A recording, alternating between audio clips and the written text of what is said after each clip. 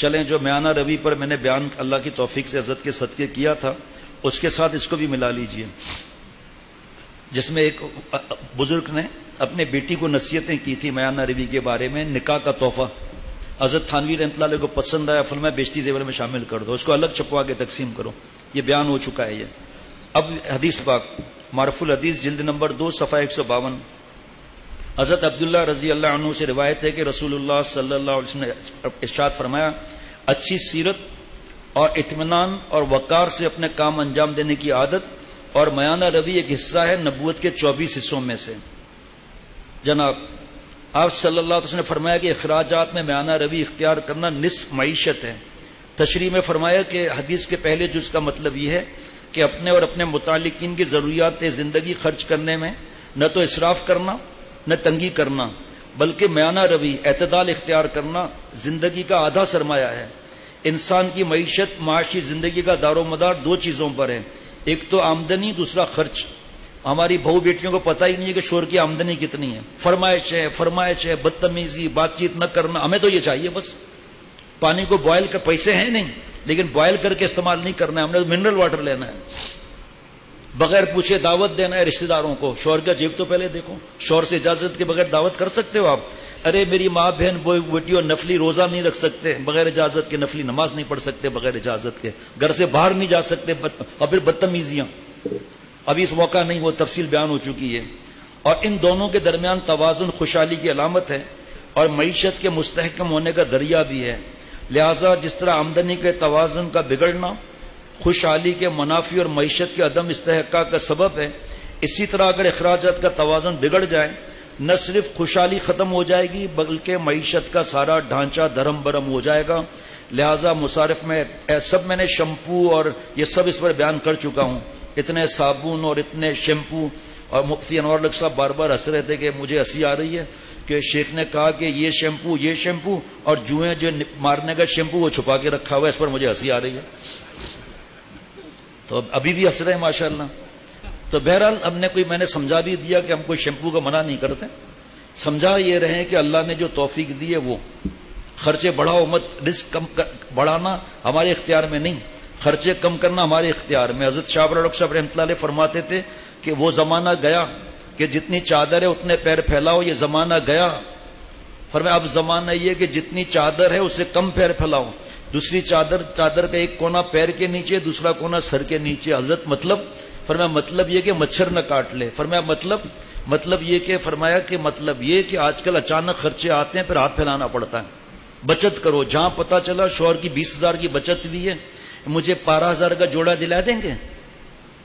12,000 کا جوڑا کہاں کہ کیوں کا 20,000 جمع کیا ہوا ہے نا، کرے اللہ کی بندی یہ کام، میری تو قسمت پھوٹ گئی، پتہ نہیں کون سے گھر میں آ گئی، ایک خواہش پوری نہ ہو، حدیث پاک کا مفہوم ہے شکایتیں شروع۔ میں نے اس گھر میں تو خوشحالی دیکھی ہی نہیں۔ آپ کا فرض ہے 12,000 کے 20,000 کے بجائے 25,000 کرواؤ، بھوکا مت مارو اولاد کو، اللہ نے جو دیا ہے وہ پیٹ کاٹ کر پیسے جمع نہیں کرنا ہے، اعتدال۔ انفاس عیسیٰ حضرت تھانوی رحمۃ اللہ علیہ کے ملفوظات کا مجموعہ، فرمایا اسراف سے بچنے کا طریقہ ہے مشورہ شیخ سے، علماء سے۔ خرچ کرنے کے قبل 2 امر کا التزام کر لیں، ایک یہ کہ پہلے سوچا کریں کہ اگر اس جگہ خرچ نہ کروں تو آیا کچھ نقصان ہے یا نہیں، اگر نقصان نہ ہو تو اس کو چھوڑ دیں، اگر نقصان معلوم ہوتا ہو تو کسی سے مشورہ کریں کہ یہ خرچ خلاف مصلحت اور نامناسب تو نہیں، وہ جو بتلایا اس پر عمل کریں۔ نقصان سے مراد واقعی اور حقیقی ہے جس کا معیار شریعت ہے، وہمی خیال ضرر مراد نہیں۔ یہ جس دن بیان ہوا ہے اس دن رات کو ایک ہماری خاتون اصلاح کراتی، ان کا میسج آیا، میرے رب نے مجھے بچا لیا، میں 1,00,000 روپے کی ٹیبل لینے والی تھی۔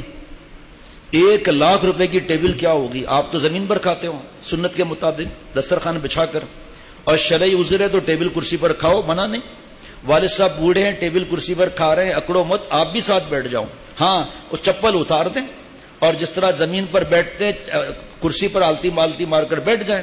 اگر کرسی خطرناک ہے تو اپنے کو گرائیں نہیں، لیکن پھر چپل اتار لیں۔ زبردستی بیٹھنا یا آس پاس دائیں بائیں پائے لگے ہیں اور یہ ہوشیاری کر کے بیٹھ رہا ہے، جیسے ٹیک لگایا پیچھے کلٹی ہو گیا، ایسا نہیں، ٹیبل کرسی کا شرعی عذر منع نہیں، لیکن پلاسٹک کی بھی ٹیبل کرسیاں ایسی اچھی آئی ہوئی ہیں 2-3 لوگوں کے لیے، بس وہ لے لو. 10,000 روپے کی ٹیبل، اور اللہ جزا دے اس بہو بیٹی کو جس نے بتایا تاکہ بیان ہو، تاکہ دوسری بھی بہو بیٹیاں خیال کریں. اور یہ چیزوں میں ریا کتنا ہے، وہ ابھی تو موقع نہیں ہے. ریا کتنا ہے، وہ تو موقع نہیں ہے. 12 شیشے کے گلاس رکھے نہیں نکلیں گے، پلاسٹک کا گلاس نکلے گا، ذرا ہاتھ لگا شربت گیا، ذرا ہاتھ لگا پانی گیا، بچوں کو مار رہے ہیں. اور پھر خریدا کیوں ہے یہ جب استعمال نہیں کرنا ہے تو؟ ایسے ایسے سجے ہوئے ہوں گے برتن. بیگم صاحبہ آج دل چاہ رہا ہے، مہربانی کر لیں. نہیں، اب وہ بیچارہ شرمندہ آیا مہمان کے پاس کہ بھائی جان آپ شربت پیئیں گے یا چائے؟ کا جی میں تو شربت پیوں گا. بھائی جان وہ لوہے کے گلاس میں پیئیں گے یا شیشے والے گلاس میں؟ کہا بھائی پینے کا مزہ یہ کہ شیشے کا گلاس ہو، اس پر پھول ہوں یا سینری ہوں. کہ پھول ہونا چاہیے بھائی. تو پھول جو ہے وہ گلاب کا ہو یا موتیا کا ہو؟ کہ وہ گلاب کا پھول ہونا چاہیے. کہ یار معاف کرو میرے گھر میں ایسا گلاس نہیں ہے. وجہ بیگم صاحبہ بنی کہ نہیں اس وقت خبردار اگر یہ گلاس نکلا تو ہمارا ڈنر سیٹ ٹوٹ جائے گا، پورا ڈنر سیٹ خراب ہو جائے گا. اور اگر برتن ٹوٹا ہے تھوڑا اور ایلفی لگ سکتی ہے کہ نہ، یہ ایلفی تو نہیں لگ سکتی. میں کیوں بھائی؟ کہ برا لگے گا. ارے برا تو جب لگے گا جب پتا چلے نا بھائی.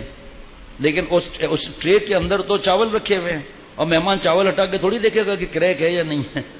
عجیب تماشے لگے ہوئے، اللہ معاف فرمائے. اتنا دل ان چیزوں سے نہیں لگانا ہے کہ جب موت کا فرشتہ ہے، موت کا فرشتہ بھائی تھوڑا وقت دے دینا. وہ میں نے پڑوس میں بھیجا تھا ڈنر سیٹ، دیکھو ایک چیز کم تو نہیں ہے. ارے اس وقت بھی ڈنر سیٹ لگا ہوا ہے بھائی تیرے کو. اور یہ چھری کانٹے سے کھانا، کل پرسوں مفتی صاحب نے حدیث پاک پڑھی تھی، ایک آدمی الٹے ہاتھ سے کھانا کھا رہا تھا. آپ صلی اللہ علیہ وسلم فرمایا سیدھے ہاتھ سے کھانا کھاؤ.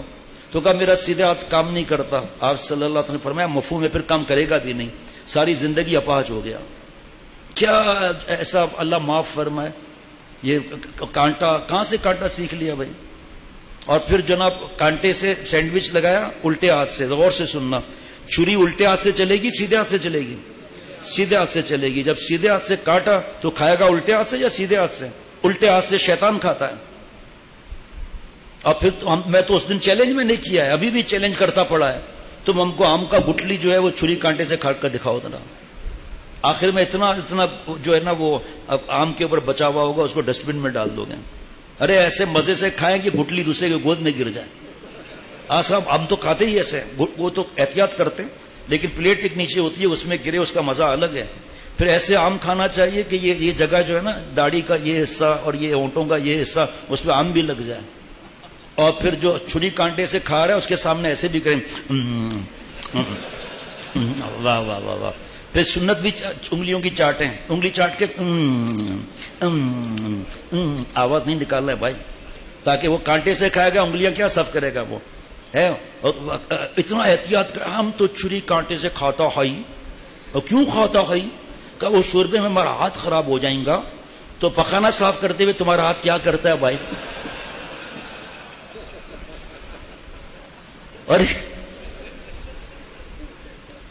ارے بوٹی کھانے کا تجھے کیا مزہ آئے گا؟ جو آپ صلی اللہ علیہ وسلم گوشت کی بوٹی ایسے دانتوں سے کاٹ دیتے، تجھے کیا مزہ آئے گا اس طرح کھانے سے؟ ارے انگلیاں جو ہے وہ نٹ ڈوبے شوربے وغیرہ میں، کیونکہ انگلیاں خراب ہو جاتا ہے. اور جب بڑا استنجا کرتے ہوئے جب انگلی خراب ہو جاتا ہے پھر یا سینیٹائزر اس وقت بار بار لگاتا ہے.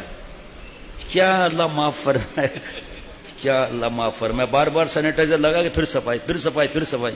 اور اگر موشن ہو تو پورا کین ختم ہو جائے گا سینیٹائزر کا. ہمارا ہاتھ خراب ہوتا ہے، بولیں گے بھی تو انگریز کی طرح بولیں گے، اللہ معاف فرمائے. ایسا کل کوئی بتا رہا تھا کہ وہ ایزی ڈیل ہوتی ہے رمضان شریف وغیرہ میں، اور ایک صاحب نے ایک پیس جو ہوتا ہے نا پیزا کا 13 پیس کھائے، 13 پیس کھائے. آخر میں ڈکار مار کر رکھا کہ ناشتہ ہو گیا کھانا کہیں اور. ہاں بھائی کمال ہے، اللہ معاف فرمائے. جب پیندا لیک ہو جاتا ہے تو پتہ چلتا ہے.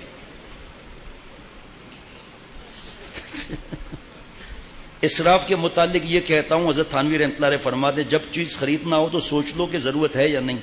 اگر ذہن میں ضرورت فوراً آ جائے تو خرید لو، اور اگر فوراً ضرورت ذہن میں نہ آئے تو نہ خریدو، آگے سننا، ذرا خوش نہیں ہونا، کیونکہ جس ضرورت کو آدھے گھنٹے تک سوچ سوچ کر پیدا کیا جائے وہ ضرورت نہیں، اور اگر دل میں پیدا تقاضا ہوا اور ضرورت سمجھ میں نہ آئے تو ایسی صورت میں چیز خرید لو، خوش نہیں ہونا، آگے آپریشن بھی ہے، اور اطمینان سے بیٹھ کر سوچتے رہو کہ اسراف ہے یا نہیں، اگر ہے تو پھر اس کو کسی کو ہدیہ کر دو، خیرات کر دو، ہے جی، اب آپریشن ہو گیا نا جی، اور بیوی کو کھلا دینا بھی اللہ اپنے کھاتے میں لکھتے ہیں۔ اب ایک بدھو اتنے عرصے سے آ رہا ہے، بیان سن کر کہتا اچھا بیوی کو کھانا کھلائیں گے اللہ اپنے کھاتے میں لکھیں گے، میں نے پھر تیرے کھاتے میں لکھیں گے کیا؟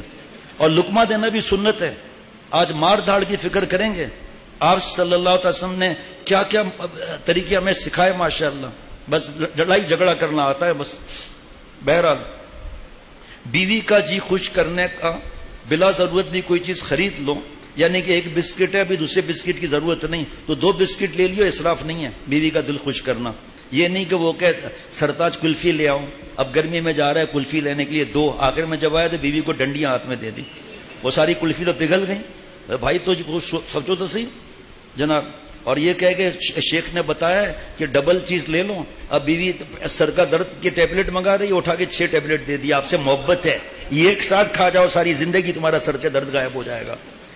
حضرت تھانوی رحمۃ اللہ علیہ فرماتے، اب دیکھیے آج کی مجلس کی آخری بات، ماشاءاللہ مست ہو جائیں گے ہم سب، فرمایا اس معاملے میں اہل اللہ کا مذہب رکھو، اللہ والے کس طرح خرچہ کرتے ہیں، اور ہر معاملے میں وزادار لوگوں کا مت رکھو، رسم رواج کے ذرا بھی قید میں نہ ہو، رسم رواج کی قید، کھانا بنا کر بھیج دیا، شادیاں نزدیک ہے سب کو ملا کر دے دیا، کوئی ایک نئی چیزیں ایجاد ہو رہی ہے، پوچھتے بھی نہیں ہے کہ ہم صحیح کر رہے ہیں غلط کر رہے ہیں، اب یہی چیز رسم بنتی ہے، سٹارٹ میں تو کچھ نہیں ہوتا، بعد میں رسم بن جاتی ہے۔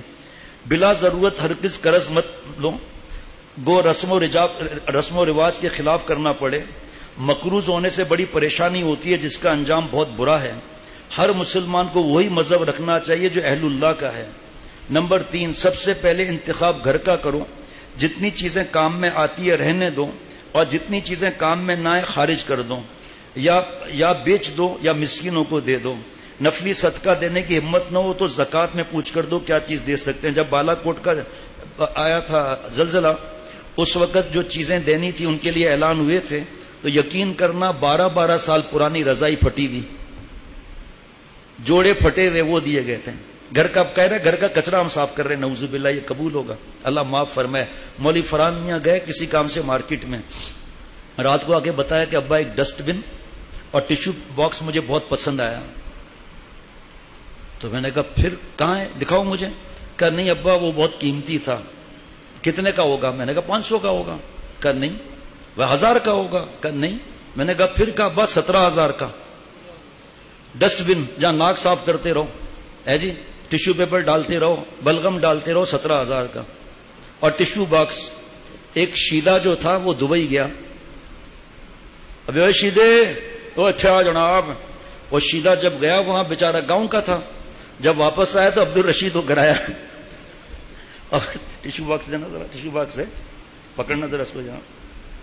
اب یہاں سے جب گیا تھا تو ناک جو ہے وہ آستین سے صاف کرتا تھا، جب دبئی سے واپس آیا ٹیشو باکس میری طرف دیکھنا، پھینک دیے 3 ٹیشو پیپر نکال کر۔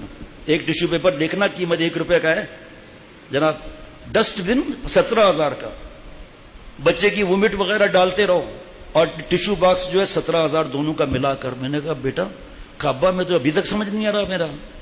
پھر ایک بیڈ شیٹ پہ ہاتھ ڈالا مننے نے ہمارے، بیڈ شیٹ کتنے کی؟ میں کہا آپ بتائیں، تم بتاؤ۔ میں نے کہا میں کیسے بتاؤں گا بھائی، 3-4 ہزار کی بیڈ نہیں، اور بڑھو۔ میں نے کہا اور کتنا بڑھوں؟ 48000 کی بیڈ شیٹ، جس پہ بچہ منہ مارے گا، پھر اس کو ماریں گے، یہ پیپر لکھ کر دیا تم نے، تمہیں معلوم نہیں 48000 کا یہ بیڈ شیٹ ہے؟ تو بیڈ شیٹ پر اوپر نیچے پلاسٹک لگا دو، پھر اس کے اوپر اور بیڈ شیٹ لگا دو تاکہ نیچے والی تو محفوظ رہے۔ یہ سہیلیاں دیکھو کون ہے تمہاری جنہوں نے دماغ خراب کیا ہوا ہے، دیکھو حلال کا پیسہ بھی ہے یا نہیں، سہیلیاں تو یہی ہے، ہر چیز مہنگی سے مہنگی، ریا دکھلاوا۔ 48000 کا بیڈ شیٹ یار، اب دلہن کا جوڑا 7 لاکھ 8 لاکھ 9 لاکھ 10 لاکھ۔ میں نے بتایا مفتی نعیم صاحب سے سنی ہوئی بات کہ اما عائشہ صدیقہ رضی اللہ تعالیٰ انا کا جوڑا سادہ تھا شادی کا، لیکن تھوڑا اچھا تھا۔ مدینہ شریف میں جس بہو بیٹی کی شادی ہوتی تھی یہ جوڑا وہاں جاتا تھا۔ پھر رات کو میسج آیا ایک خاتون کا شوہر کے ذریعے، پتا چلا کہ میری والدہ کا جو شادی کا جوڑا تھا نا وہ میں نے پہنا، الحمدللہ۔